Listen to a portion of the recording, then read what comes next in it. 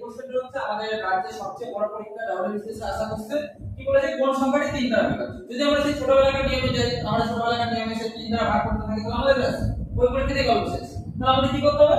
আমাদের দেখতে হবে সঠিক কিভাবে করতে হবে, সঠিক কিভাবে শর্ট ট্রিক্সে করতে হবে। আমি দেখব যে সবকটা যোগ করে 3 তে ভাগ যাচ্ছে কিনা। দেখো 4 আর 2 কত 6, 6 3 তে ভাগ গেল, 3 3 আছে 5 আর 5 আর 7 কত 12, 12 3 তে ভাগ চলে গেছে।